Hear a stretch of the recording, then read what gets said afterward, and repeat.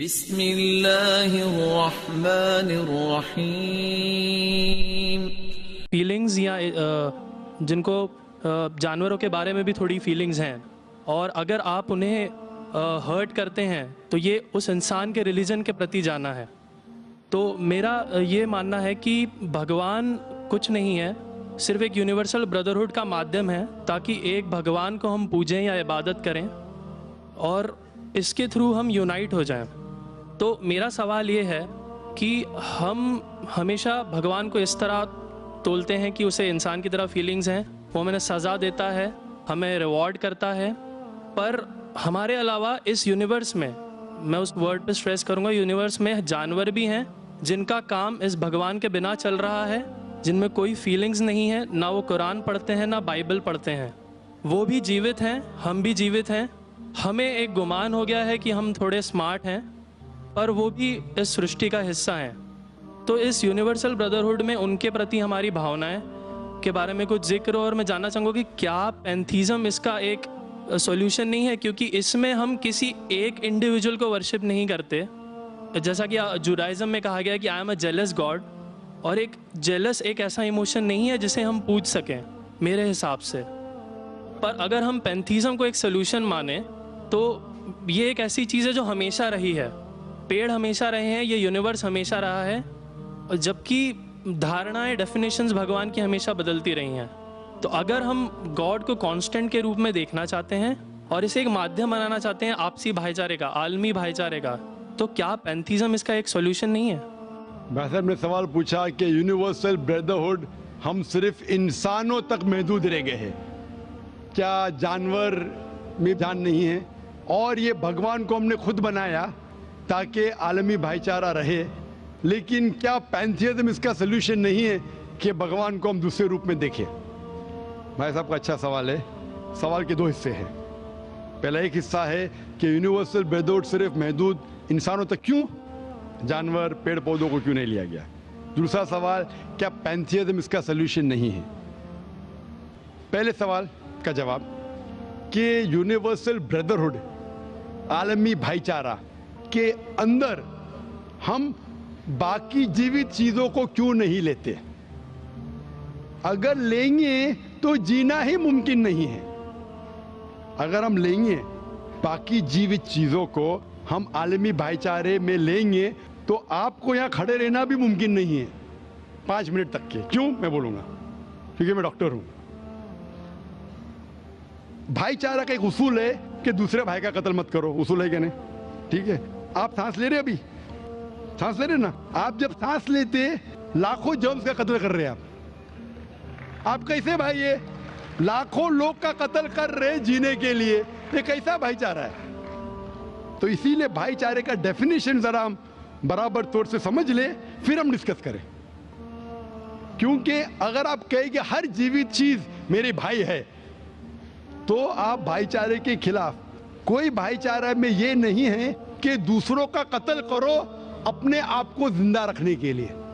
कभी भी इस्लाम में ये नहीं कहा गया है कि दूसरों को दबाओ अपने आप को ऊंचा करने के लिए। और मैं अल्लाह के रसूल की एक मिसाल दूंगा आपको। अल्लाह के रसूल फरमाते हैं, आप जब देखते हैं एक खजूर का दरख्त, पाम ट्री, वो एक मोमिन की मिसाल है, मुस्लिम की मिसाल है, तो साहबा सोचते इसका क्या मतलब? क्यों एक खजूर का दरख्त, पाम ट्री को मुस्लिम कह रहे? समझ में नहीं उनको। आज हम जानते हैं, उस टाइम अल्लाह के रसूल ने कहा, कोई भी पेड़ पौधे जब भी बढ़ते ऊपर, वो क्या करते हैं? आजू बाजू पेड़ को हटाते हैं, फिर ही बढ़ते हैं, नीचे जाते हैं, अपने पौधों को, रूट्स को एक्सपैंड करते हैं। इसीलिए आप देखेंगे म्युनिसिपैलिटी क्रैक्स को तोड़ती है, मजबूत करे। क्यों?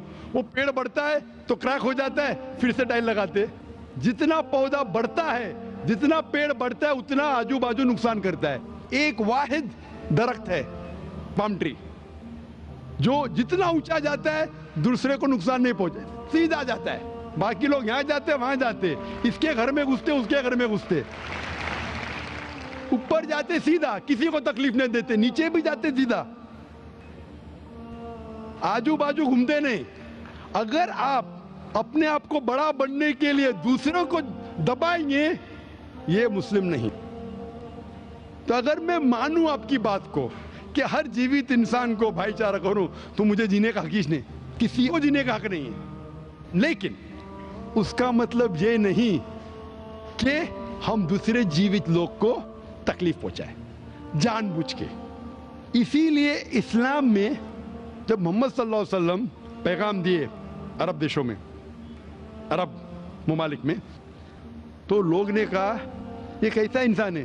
जब अल्लाह के रसूल ने कहा कि ऊंट के ऊपर ज्यादा वजन मत डालो, हराम है, घोड़े को ज्यादा तकलीफ मत दो, तो लोग कहने लगे ये तो अभी इंसानों की हुकूक की बात कर रहा था, अभी जानवरों के हुकूक की बात कर रहा है।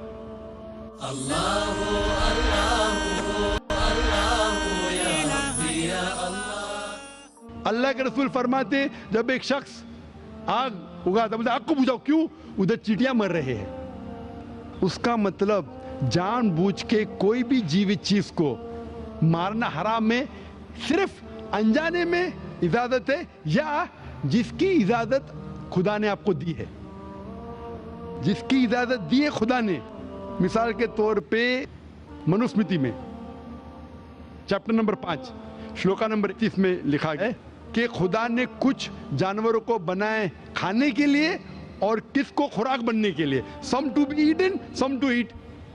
अगर वो खाने वाला जानवर दूसरे जानवर को खाता है जिसको खुराक के लिए बनाया है, तो कोई गुनाह नहीं है।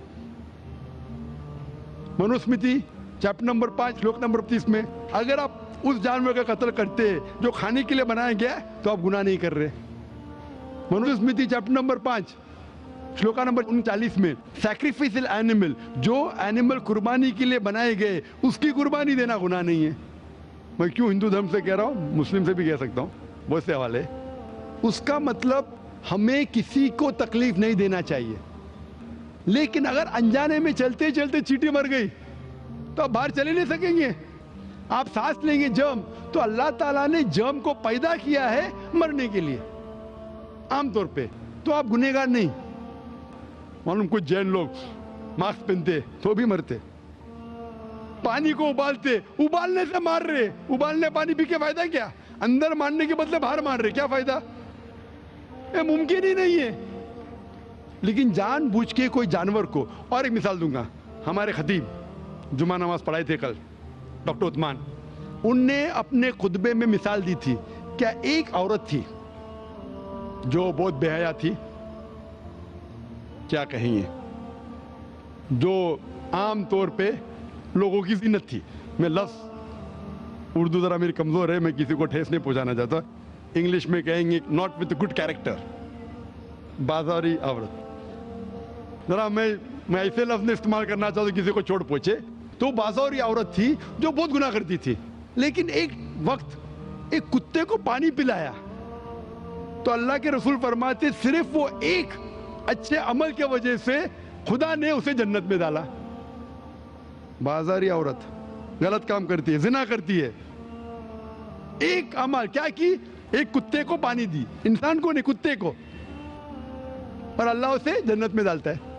दूसरी तरफ एक अच्छी औरत, नेक औरत, लेकिन एक बिल्ली को बंद करती है, चेन करके रखती है, उसकी आजादी को कैद करती है, अल्लाह ताला उसको जहन्नम में डालता है, नरक में डालता है। इसे कहते हैं जानवरों के हुकूक। मतलब जानवरों के भी हुकूक इस्लाम में हैं। अल्लाह के रसूल फरमाते कि चिड़िया की जान भी मत लो बिना वजह। चिड़िया, स्पैरो, आप पढ़ेंगे कुरान में और हदीस में कई इसके पर लेक्चर। तो इसलिए हम मानते हैं कि जीवित चीज का हमें एहतराम करना चाहिए, उसके रूल रेगुलेशन है। बोलेंगे सब जीवित चीज मेरे भाई है, नहीं भाई, सब भाई नहीं है। अभी कुछ लोग इतना करते, कुत्ते के पीछे हर महीने लाख रुपया खर्चा करते। अरे गरीब लोग मर रहे, लाख रुपये से 10 घर हर महीने लाख रुपया अपने पूडल के ऊपर डालते हैं। लाख रुपये से कम 10 घर तो चलेंगे ना महीने, 20 घर चलेंगे बम्बई में, हाँ के नहीं? वो 20 घर को संभालो ना, एक पूडल को संभाल रहे। ये किधर का इस्लाम है? ठीक है, जानवर की कदर करो, इतना कदर मत करो कि उसके हाथ में चेन डालो सोने की, ये करो, ये खाना लेके आओ, खाना लेके आते लाख रुपए का। आप समझ रहे ना? तो इतना मत इसराफ करो। इस्लाम के अंदर सिखाया गया है कि भाईचारा, जो मैंने जिक्र किया, बट जानवरों को भी देखो और उसके साथ अच्छा बर्ताव करो, बिना वजह किसी जानवर का कत्ल मत करो। ये आपका सवाल था। आपका दूसरा सवाल इसके अंदर जवाब हो गया। आप कहते हैं कि पैंथियज्म, सबको खुदा मानना इसका जवाब है। उसका जवाब में कहा था, हमारे भाई जो अवतार सिंह थे ना, उसने कहा था पैंथियज्म, सब कुछ खुदा है, सब कुछ खुदा है।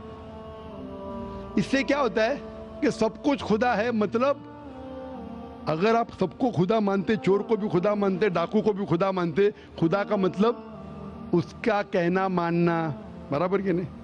उसकी इज्जत करना, उसकी इबादत करना, वो जो कहता है उसकी बात मानना। तो आप अगर वो चोर को खुदा बोलेंगे, वो बोलेगा चोरी को, तो आप चोरी करना शुरू करेंगे। वो बलात्कार करने वाला कहेंगे आपसे, आप उसको खुदा बोलेंगे, चल मैं बलात्कार कर, आप करेंगे? करेंगे? तो इसी तरह ये इलॉजिकल है। खुदा एक है और सिर्फ उसकी इबादत करना चाहिए। और ये जो फिलॉसफी है, ये फिलॉसफी जो आप बोल रहे, किधर से आई? इसे कहते हैं एंथ्रोपोमॉर्फिज्म। क्या कहते हैं? एंथ्रोपोमॉर्फिज्म, मतलब गॉड ने हर चीज की शक्ल हासिल की। और इसके अंदर एक फिलॉसफी है कि खुदा इतना पाक, इतना नेक, वो जानता नहीं कि किस तरीके से इंसान को तकलीफ होती है। और ये एंथ्रोपोमॉर्फिज्म जो फिलॉसफी है, खुदा अलग अलग चीज में शामिल होते हैं। और कई मजहब, इस्लाम के अलावा कोई मजहब कहता है कि खुदा एक बार इंसान का रूप हासिल किया, कुछ मजहब कहते हैं अनेक बार। और उनकी लॉजिक है कि खुदा इतना पाक, इतना नेक, इतना महान, उसे पता नहीं इंसान की तकलीफ क्या है, इंसान को किस चीज का बुरा लगता है। इतना नेक, इतने पाक, इंसान को दर्द कैसा होता है, इंसान को तकलीफ कैसा होती है। तो ये खुदा जो नेक और पाक है, जानने के लिए इंसान के उसूल क्या होना चाहिए, वो इंसान का रूप धारण करते। ये फिलॉसफी है एंथ्रोपोमॉर्फिज्म की। ऊपर से लगता है बहुत लॉजिकल है, खुदा इतना नेक, इतना पाक, इतना दयालु, वो जानता नहीं बेचारे इंसानों की क्या तकलीफ है, क्या मजबूरी है, क्या मुश्किलात है। तो इंसान का रूप धारण किया लिखने के लिए, क्या इंसान के लिए अच्छा है बुरा है। ऊपर से देखें तो बहुत अच्छा लगता है, लेकिन तहकीक करेंगे मंतिक से तो एकदम ही गलत। मिसाल के तौर पे, अगर मैंने एक डीवीडी प्लेयर बनाया, डीवीडी प्लेयर, क्या मुझे जरूरी है कि मैं डीवीडी प्लेयर बनूं ये जानने के लिए डीवीडी प्लेयर के लिए क्या अच्छा है क्या बुरा है? जरूरी है? नहीं। मैं एक इंस्ट्रक्शन मैन्युअल लिखूंगा कि डीवीडी प्लेयर को प्ले करने के लिए डीवीडी डालो, प्ले का बटन दबाओ, स्किप करने का स्किप का बटन दबाओ, स्टॉप करने का स्टॉप का बटन दबाओ, पानी में मत डालो खराब हो जाएगा, ऊपर से मत फेंको खराब हो जाएगा। मुझे डीवीडी प्लेयर बनने की जरूरत नहीं। इसी तरीके से खुदा हमारा खालिक है, हमारा बनाने वाला है, हमारा पैदा करने वाला है, उसको इंसान बनने की जरूरत ही नहीं। वो क्या करता है? इंस्ट्रक्शन मैन्युअल लिखता है, इंसान के लिए क्या अच्छा है क्या बुरा है, क्या खाना चाहिए क्या नहीं खाना चाहिए, कैसा इबादत करना चाहिए। और इस खुदा का आखिरी इंस्ट्रक्शन मैन्युअल है कुरान। इस ईश्वर, इस भगवान, इस अल्लाह, इस खुदा का आखिरी इंस्ट्रक्शन मैन्युअल है कुरान। इस कुरान मजीद में लिखा है आपके लिए क्या अच्छा है क्या बुरा है, किस तरीके से जानवर से अच्छा बर्ताव करना चाहिए, किस तरीके से भाईचारा बढ़ना चाहिए, किस तरीके से गरीबों की मदद करना चाहिए, सब लिखा है इसमें। खुदा को खुद इंसान बनने की जरूरत नहीं, क्योंकि वो हमारा खालिक है, हमारा मालिक है। तो इसीलिए ये पैंथियज्म फिलॉसफी इज टोटली रॉन्ग। और वेद में किधर नहीं लिखा है, आप जाएंगे दूसरी किताबों में लिखा है, आप अगर देखेंगे मेरी कैसेट हिंदुइज्म एंड इस्लाम पे, लेकिन वो किताबें वेद से ऊंची नहीं है। वेद में सिर्फ लिखा है तौहीद के बारे में, एक खुदा के बारे में, एक कम सत्य विप्रा बहुधा वेदांते, खुदा एक है, उसको नाम अलग दे सकते हैं आप, लेकिन खुदा एक है, उसकी सिफत आप बयान कर सकते हैं। और वो एक खुदा है न तस्य प्रतिमास्ति, उसका कोई अक्स नहीं है, ना कोई पिक्चर है, ना कोई पेंटिंग है, ना कोई मूर्ति है, ना कोई स्टैच्यू है। Hope that answers the question. ला इलाहा इल्लल्लाह ला